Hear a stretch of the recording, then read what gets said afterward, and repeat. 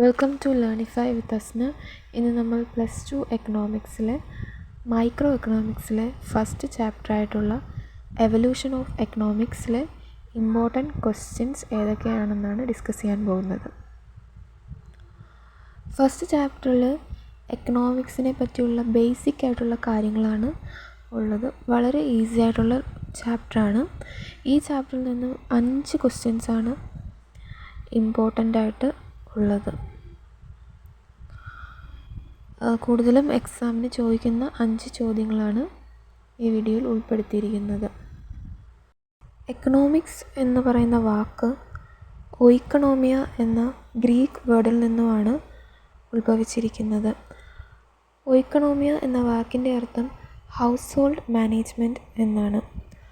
1776 Adam സ്മിത്തിൻ്റെ master പീസായിട്ടുള്ള an enquiry into nature and causes of wealth of nations എന്ന ബുക്കിൻ്റെ പബ്ലിക്കേഷന് ശേഷമാണ് എക്കണോമിക്സ് ഒരു ഫുൾ ഫ്ലെഡ്ജ്ഡ് സോഷ്യൽ സയൻസായിട്ട് എമർജ് ചെയ്യുന്നത്. എക്കണോമിക്സിന് ആദം സ്മിത്ത് അല്ലാതെ മറ്റ് കുറച്ച് എക്കോണമിസ്റ്റുകൾ കൂടി ഡെഫിനിഷൻസ് നൽകിയിട്ടുണ്ട്. അപ്പോൾ ഈ ചാപ്റ്ററിലുള്ള ആദ്യത്തെ ഇമ്പോർട്ടൻറ്റ് ക്വസ്റ്റ്യൻ ഈ ഡെഫിനിഷൻസ് ആണ്. മാച്ച് ദ ഫോളോയിങ്ങിന് ചോദിക്കാവുന്ന ഇതാണ്. 3 മാർക്കിനും 4 മാർക്കിനും ഈ ഒരു ക്വസ്റ്റ്യൻ പ്രതീക്ഷിക്കാവുന്നതാണ്. 1776 ആദം സ്മിത്തിൻ്റെ വെൽത്തിനെ അടിസ്ഥാനമാക്കിയിട്ടുള്ള an enquiry into the nature and causes of wealth of nations എന്ന് പറയുന്ന ഒരു പുസ്തകം, ആൽഫ്രഡ് മാർഷലിൻ്റെ 1890 പബ്ലിഷ് ചെയ്തിരിക്കുന്ന principles of economics, Paul A സാമുവൽസൻ്റെ 1947 പബ്ലിഷാക്കിയിരിക്കുന്ന foundations of economic analysis, Lionel റോബിൻസിൻ്റെ 1936 an essay on nature and significance of economics. അതോടൊപ്പം തന്നെ ഫാദർ ഓഫ് എക്കണോമിക്സ് അല്ലെങ്കിൽ ഫാദർ ഓഫ് മോഡേൺ എക്കണോമിക്സ് എന്ന് പറയുന്നത് ആദം സ്മിത്താണ്. ഈ ചാപ്റ്ററിലെ രണ്ടാമത്തെ ഇമ്പോർട്ടൻറ്റ് ക്വസ്റ്റ്യനാണ് central problems of an economy എന്ന് പറയുന്നത്. അതായത് what to produce and in what quantities, how to produce, for whom to produce. ഈ 3 ക്വസ്റ്റ്യനും ആൻസർ ചെയ്യുന്നതാണ് ഈ ഒരു central problems of an economy എന്ന് പറയുന്ന ഭാഗം. 3 മാർക്കിനും 5 മാർക്കിനും ഈ ക്വസ്റ്റ്യൻ പ്രതീക്ഷിക്കാവുന്നതാണ്. അടുത്ത ഒരു ഇമ്പോർട്ടൻറ്റ് ക്വസ്റ്റ്യൻ എന്ന് പറയുന്നത് പ്രൊഡക്ഷൻ പോസിബിലിറ്റി കർവാണ്. ആ ഒരു ഡയഗ്രാം തന്നിട്ട് അതിൽ ലേബൽ ചെയ്യാൻ ചോദിക്കാറുണ്ട്. അതായത് ഫുള്ളർ യൂട്ടിലൈസേഷൻ കർവും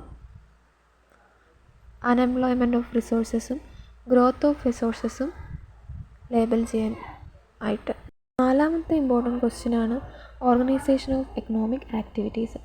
അതായത് ഈ എക്കോണമിയിലുള്ള സെൻട്രൽ പ്രോബ്ലംസ് സോൾവ് ചെയ്യുന്ന ഇൻസ്റ്റിറ്റ്യൂഷൻസ് അല്ലെങ്കിൽ ഇൻഡിവിജ്വൽസ് മാർക്കറ്റിലുണ്ട്, അല്ലെങ്കിൽ ഗവൺമെൻറ്. ഈ ഓർഗനൈസേഷൻസിനെയാണ് ഇതിൽ ഈ ക്വസ്റ്റ്യനിൽ ആൻസറായിട്ട് എഴുതേണ്ടത്. അതായത് socialist economy, capitalist economy, mixed economy എന്നിങ്ങനെ 3 എണ്ണം ഉണ്ട്. ഈ ക്വസ്റ്റ്യൻ 5 or 6 മാർക്കിന് ചോദിക്കാവുന്നതാണ്. ഈ ചാപ്റ്ററിൽ വളരെ വളരെ ഇമ്പോർട്ടൻ്റ് ആയിട്ടുള്ളൊരു ക്വസ്റ്റ്യനാണ് difference between micro and macro economics എന്ന് പറയുന്നത്. 4 മാർക്കിന് ഈ ഒരു ചോദ്യം പ്രതീക്ഷിക്കാവുന്നതാണ്.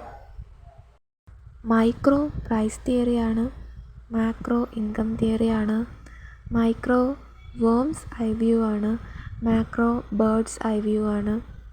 അതുപോലെ തന്നെ മൈക്രോ എന്ന് പറയുന്നത് എക്കോണമിയുടെ സ്മാളർ യൂണിറ്റ്സിനെ പറ്റി പഠിക്കുന്ന ഒരു ശാഖയാണ്. ഇനി മാക്രോ എന്ന് പറഞ്ഞാൽ എക്കണോമിക് സിസ്റ്റത്തിനെ മൊത്തമായിട്ട് പഠിക്കുന്ന ശാഖയാണ്. മൈക്രോ പ്രൊഡ്യൂസറിൻ്റെയും കൺസ്യൂമറിൻ്റെയും ബിഹേവിയർ പഠിക്കുമ്പോൾ മാക്രോ ഗവൺമെൻറ്റിൻ്റെയും സെൻട്രൽ ബാങ്കിൻ്റെയും ആക്ടിവിറ്റീസിനെ പഠിക്കുന്നു.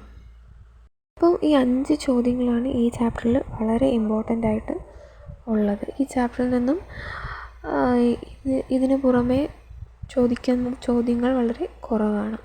ഈ 5 ചോദ്യങ്ങളും ഉറപ്പായിട്ടും പഠിച്ചിരിക്കണം.